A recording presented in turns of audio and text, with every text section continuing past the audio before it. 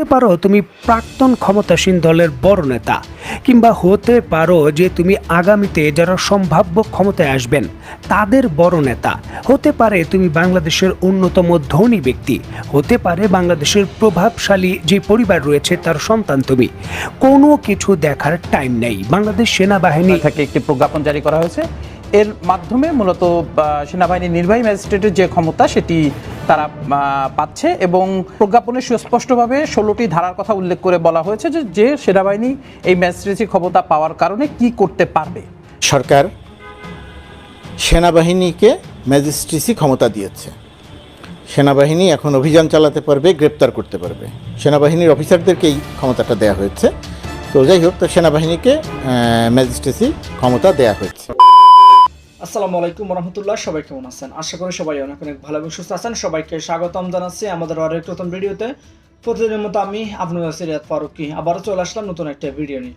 আজকের video title এবং thumbnail দেখে ইতিমধ্যেই ভিডিওর শুরুতে আপনারা কিছু অংশ বিশেষ দেখেছেন, ইতিমধ্যে বুঝতে পেরেছেন আজকের ভিডিওর মূল আলোচনা বা মূল বিষয়বস্তু কি।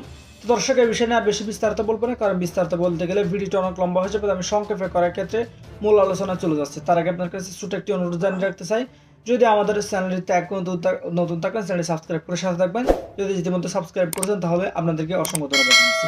তো দর্শক, আর বেশি কথা না বলে আমরা ভিডিও ফুটেজগুলোর মাধ্যমে বাকি বিস্তারিত অংশগুলো দেখে আসবো।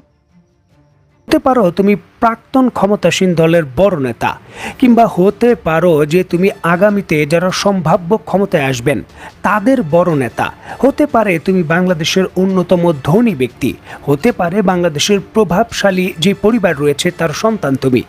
কোনো কিছু দেখার টাইম নেই। বাংলাদেশ সেনাবাহিনী এখন শক্তিশালী ক্ষমতা নিয়ে মাঠে নামছে 2 মাসের জন্য। কোনো ধরনের চাঁদাবাজি আর চলবে না। ইদানিং গত 1 মাসের ভেতর নতুন করে দখল করে যদি চাঁদাবাজি নিয়ে থাকো তাহলে জীবনে বাঁচতে চাইলে সেখান থেকে সরে যাও, পালিয়ে যাও। কোনো অবৈধ দাবি দেওয়ার মিছিল মিটিং চলবে না। যদি অবৈধভাবে সেগুলো করো তাহলে সর্বোচ্চ 2 বছরের জেল হতে পারে। আর এই 2 বছর জেল দেওয়ার জন্য কোনো পুলিশ স্টেশন বা আদালতে মামলা করতে হবে না। যারা সেনাবাহিনীরা ক্ষমতায় থাকবেন এই মাঠে অভিযান পরিচালনা করার জন্য, ম্যাজিস্ট্রেট ক্ষমতা থাকবে তাদের হাতে। তারাই কিন্তু অপরাধ বিবেচনা করে 2 বছরের সাজা সাথে সাথে লিখতে পারবেন এবং আপনাকে সরাসরি প্রেরণ করা হবে। যদি অপরাধ করেন তাহলে কারাগারে। রাষ্ট্রের গুরুত্বপূর্ণ অবকাঠামোর ভেতর হঠাৎ করে আপনি ঢুকে যাবেন কিছু স্থানীয় নেতা পেতা নিয়ে। সেখানকার যে সকল কর্মকর্তা রয়েছে জোর করে আপনি পদত্যাগ দাবি করবেন। বিভিন্ন স্কুল কলেজের ভেতর প্রশাসনিক অর্ডার ছাড়াই আপনি যে কাউকে বের করে দেবেন এবং আপনার মনে চাইলো যে কাউকে অপরাধী বিবেচনা করে আপনি আইন নিজের হাতে তুলে নিলেন। এমন ভাবে তাকে লাঠি পেটা করলেন যে তিনি আর প্রাণে বাঁচলেন না। এই ধরনের যে মব জাস্টিস ঘটনা রয়েছে সেগুলো আর হতে পারবে না, কারণ আগামী 60 দিনের জন্য বিচারিক ক্ষমতা নিজের হাতে নিয়ে বাংলাদেশ সেনাবাহিনী মাঠে নামছে।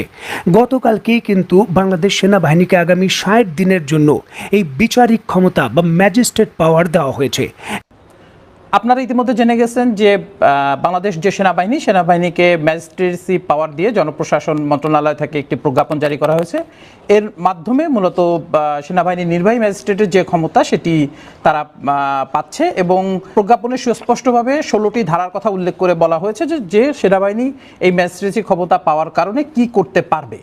অর্থাৎ এতদিন যে সেনাবাহিনী মাঠে ছিল, বিভিন্নভাবে সিভিল প্রশাসনকে সহায়তা করছে, সেই সময়টাই কিন্তু সেনাবাহিনীর ম্যাজিস্ট্রেসি কোনো ক্ষমতা ছিল না।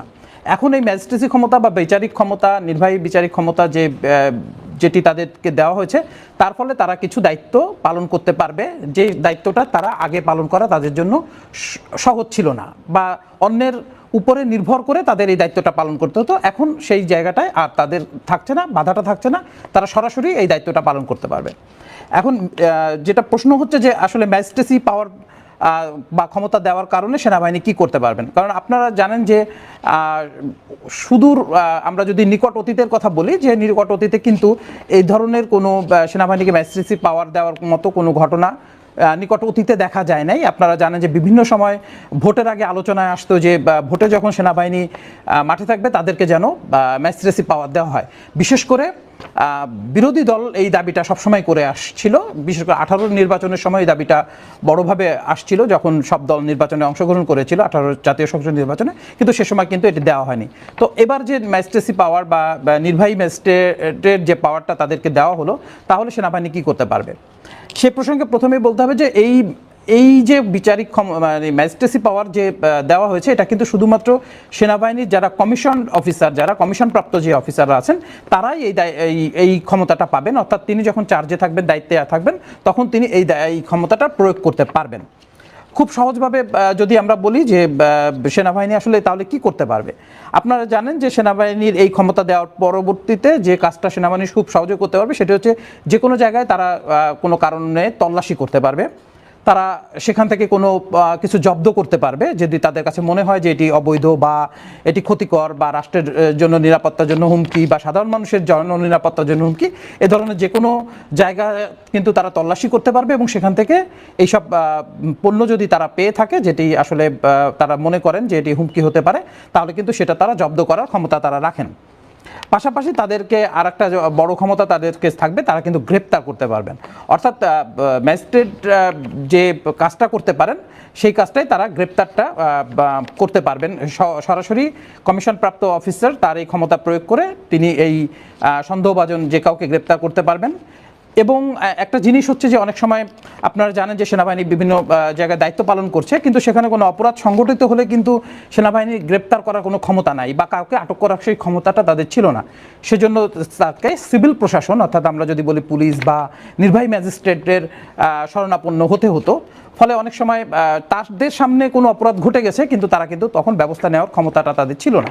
এখন সেটা আর হবে না। এখন যখনই তাদের সামনে কোনো অপরাধ সংগঠিত হবে তারা কিন্তু সেখানে ব্যবস্থা নিতে পারবে। সেখানে আমি আবারও বললাম যে সেখানে তিনি চাইলে গ্রেপ্তার করতে পারবেন, যে কাউকে তল্লাশি করতে পারবেন, যে কোনো জায়গায় তল্লাশি করতে পারবেন, যে কোনো কিছু জব্দ তিনি করতে পারবেন। এখন একটা জিনিস হচ্ছে যে পুলিশের সাবেক মহাপরিদর্শক নুরুল হুদা, আমরা যদি নুরুল হুদার কথা বলি, তিনি বিবিসিকে সম্প্রতি বলেছেন যে এ ধরনের ঘটনা কিন্তু একেবারে নজিরবিহীন নয়। বাংলাদেশে সেনাবাহিনীকে ম্যাজিস্ট্রেসি ক্ষমতা আগেও দেওয়া হয়েছে বলে তিনি জানিয়েছেন, ফলে এটি আনইউজুয়াল কোনো বিষয় নয়। অতীতে যেভাবে সেনাবাহিনী এই কাজগুলো করেছে এখনও হয়তো সেই একইভাবেই তারা ম্যাজিস্ট্রেসি ক্ষমতাটা। ডক্টর মোহাম্মদ ইউনূসের অন্তর্বর্তীকালীন সরকার সেনাবাহিনীকে ম্যাজিস্ট্রেসি ক্ষমতা দিয়েছে। সেনাবাহিনী এখন অভিযান চালাতে পারবে, গ্রেপ্তার করতে পারবে। সেনাবাহিনীর অফিসারদেরকে এই ক্ষমতাটা দেওয়া হয়েছে।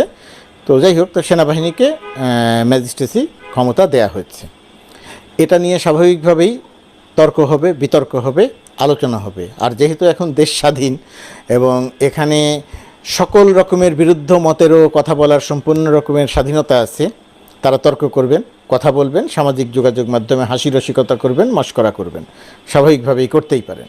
তো এখন প্রশ্ন যেটা খুব স্বাভাবিকভাবেই সামনে আসবে যে সরকারকে কেন সেনাবাহিনীকে ম্যাজিস্ট্রেসি ক্ষমতা দিতে হলো, সবচেয়ে গুরুত্বপূর্ণ প্রশ্ন।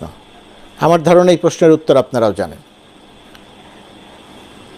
প্রায় 1.5 মাস হতে চলল, প্রায় 1.5 মাস হতে যাচ্ছে। 8 তারিখ থেকে যদি হিসাব করি 1.5 মাস হয়নি, সরকারের বয়স হতে চলল। এই সময়কালের মধ্যে সরকার যে আইন শৃঙ্খলা পরিস্থিতির উন্নয়ন করে জনমনে একটা আস্থা অর্জন করবে, সেই কাজটি সরকার সেইভাবে করতে পারেনি। দেশের শিল্পাঞ্চলে, বিশেষ করে পোশাক শিল্প অঞ্চলে চরম অরাজকতা বিরাজ করছে। গাজী গ্রুপের মতো একটি বিশাল গ্রুপ আগুন দিয়ে জ্বালিয়ে পুড়িয়ে ছারখার করে দেওয়া হয়েছে। পোশাক শিল্প অঞ্চলের শ্রমিকদের মধ্যে অসন্তোষ আছে, মালিকদের প্রতি তাদের বিক্ষুব্ধতা আছে। একই সঙ্গে বহিরাগতরা এর সুযোগ নিয়ে আইন শৃঙ্খলা পরিস্থিতির অবনতি ঘটাচ্ছে এবং পোশাক শিল্প এলাকাতে অরাজকতা তৈরি করছে। মালিকরা পোশাক শিল্প শ্রমিকদের বেতন বৃদ্ধি করতে চায় না, সেটা তাদের চিরায়ত সমস্যা। এই সুযোগ সুবিধা আরেকটু বৃদ্ধি করা দরকার, সেটা সত্যি, কিন্তু তার চেয়েও বড় সত্যি মালিকরা চাইলেও এখন পরিস্থিতি শান্ত করতে পারছে না, কারণ বহিরাগতরা এবং শ্রমিকদের একটা অংশ মিলে একটা চরম অরাজকতা অবস্থা তৈরি করছে। দেশের সাধারণ জনমানুষের ভেতরে এই অবস্থা তৈরি হয়েছে বা এরকম একটা পারসেপশন তৈরি হতে যাচ্ছে যে সরকার আইন শৃঙ্খলা পরিস্থিতি নিয়ন্ত্রণ করতে পারছেন না, উন্নত করতে পারছেন না, শিল্পাঞ্চলের পরিস্থিতির উন্নয়ন করতে পারছেন না। এটা কথা, এই পারসেপশনটা যে ভুল তা নয়। ভুল নয় এই কারণে যে আইন শৃঙ্খলা পরিস্থিতির উন্নয়ন করার জন্যে সক্রিয় পুলিশ বাহিনী দরকার। শেখ হাসিনা পুলিশকে দিয়ে গুলি করিয়ে, মানুষ হত্যা করিয়ে, মানে শত শত মানুষ হত্যা করিয়ে পুলিশ বাহিনীকে একেবারে ডিস্ট্রয় করে দিয়ে গেছে, পুলিশের মনোবল একেবারে মানে চূর্ণ বিচূর্ণ করে দিয়ে গেছে। পুলিশ কোনোভাবেই অ্যাক্টিভভাবে তার দায়িত্ব পালন করতে পারছে না, পুলিশ তার অ্যাক্টিভভাবে দায়িত্ব পালন করতে পারছে না, এবং একই সঙ্গে প্রশাসনের ভেতরে বিশৃঙ্খলা চলছে। প্রশাসনকে যাদেরকে দেয়া হয়েছে প্রশাসন সাজানোর, তারা আওয়ামী লীগের তালিকা অনুযায়ী প্রশাসন সাজাচ্ছে, অর্থাৎ তারা এখন পর্যন্ত সফল হতে পারছে না। সেরকম একটা জায়গাতে জনমনে একটা মিশ্র অবস্থা তৈরি হয়েছে। সেই মিশ্র অবস্থাটা দূর করার জন্যে সেনাবাহিনীকে ম্যাজিস্ট্রেসি ক্ষমতা দেয়া হয়েছে। এই ম্যাজিস্ট্রেসি ক্ষমতা দেওয়ার ফলে সেনাবাহিনীর অভিযান, সেনাবাহিনীর তৎপরতা অনেক বাড়বে। এখানে সতর্ক থাকতে হবে যে জায়গাটিতে সেনাবাহিনীর অভিযান বা তৎপরতার যেন কোনোভাবেই অপপ্রয়োগ বা অপব্যবহার না হয়। আমার ধারণা যে সেনাবাহিনী এই জায়গাটিতে সতর্ক থাকবেন। সরকারের সঙ্গেও তাদের কথা হয়েছে, সরকারও নিশ্চয়ই তাদেরকে সেইভাবেই ব্রিফ করেছেন। এখন এইটার পরিপ্রেক্ষিতে সেনাবাহিনী এই এখন মাঠে থাকবে ম্যাজিস্ট্রেসি ক্ষমতা নিয়ে। কি ঘটবে যেটা আইন শৃঙ্খলা পরিস্থিতির উন্নয়ন ঘটানো হবে। সেই উন্নয়ন ঘটানোর মধ্যে দিয়ে দেশের সাধারণ জনমানুষের কাছে এই মেসেজ যাবে যে সরকার ক্রমান্বয়ে শক্তিশালী হয়ে উঠছে, সরকার অরাজকতা বন্ধ করছে, আইন শৃঙ্খলা পরিস্থিতির উন্নয়ন ঘটাচ্ছে। আওয়ামী চাটুকাররা, আওয়ামী সমর্থক খারাপ নয়, যারা তোষামতকারী এবং যারা অপতৎপরতায় লিপ্ত, আমি তাদের কথা বলছি, তাদেরকে দমন করা তো বলবো না শব্দটা, তাদেরকে নিয়ন্ত্রণ করা বা তাদের বিরুদ্ধে ব্যবস্থা নেওয়ার জায়গাটিতে এই ম্যাজিস্ট্রেসি ক্ষমতা পেয়ে সেনাবাহিনী একটা ভূমিকা রাখতে পারবে বলেই আমার বিশ্বাস। তো প্রিয় দর্শক, কিন্তু আপনার সবাই ভিডিওটা দেখে বিস্তারিত বুঝতে পেরেছেন আজকের ভিডিওর মূল আলোচনা। ভিডিওটি দেখে আশা করি আপনার কাছে ভালো লেগেছে। ভিডিওটি কেমন লেগেছে কমেন্টে জানিয়ে ফেলুন। দেখাবো না কোনো ভিডিওতে। আমাদের চ্যানেলটিতে নতুন থাকলে চ্যানেল সাবস্ক্রাইব করে সাথে থাকবেন। এতক্ষণ সাথে থাকার জন্য সবাইকে অসংখ্য ধন্যবাদ। আজ এতটুকুই। দেখাবো না কোনো ভিডিওতে। কল থাকবেন, সুস্থ থাকবেন। চ্যানেলে নতুন থাকলে চ্যানেল সাবস্ক্রাইব করে সাথে থাকবেন। আল্লাহ হাফেজ।